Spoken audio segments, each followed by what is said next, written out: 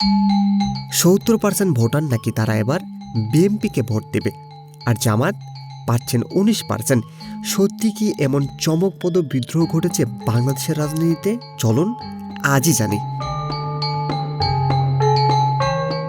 দর্শক, আজকের ভিডিওটা দেবে মাথা ঘুরিয়ে, কারণ এই যে জরিপটা এসেছে এটা করেছে ইমেন্স অ্যাসোসিয়েটর ফর সোশ্যাল ডেভেলপমেন্ট, সংক্ষেপে EASD। ওরা 20 ডিসেম্বর থেকে 1 জানুয়ারি পর্যন্ত দেশের সব 300টি আসনে প্রায় 20,500 জন ভোটারের সাথে কথা বলেছে। আর সেই জরিপে দেখা গেছে 70% ভোটার বলেছে তারা বিএনপিকে ভোট দিতে চান, 19% ভোট দিতে চান জামায়াত ইসলামীকে। অন্যদিকে অন্য দলগুলোর অবস্থান ভীষণ খারাপ।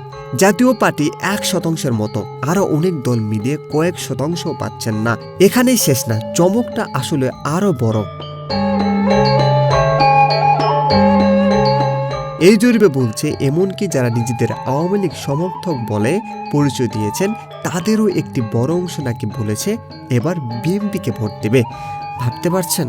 মানে রাজনৈতিক সমর্থনে বড় একটা সরে যাওয়া দেখা যাচ্ছে। কিন্তু এখানে সবচেয়ে বড় প্রশ্ন, জরিপ বললেই কি সেটাই বাস্তবতা, নাকি এর পেছনে আরো অন্য কোনো খেলা রয়েছে?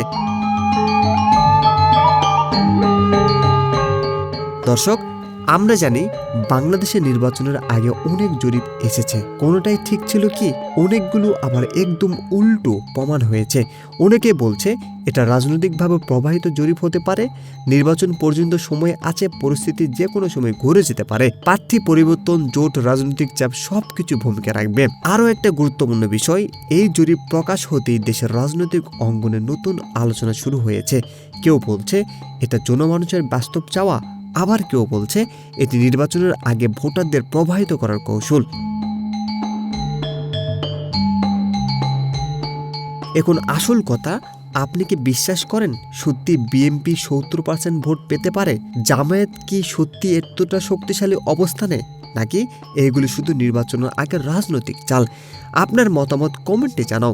ভিডিওটি ভালো লাগলে লাইক, শেয়ার করেন, আর অবশ্যই সাবস্ক্রাইব করে নতুন আপডেট সবার আগে পেতে বিডস নিউজ এইচডির সঙ্গে থাকুন।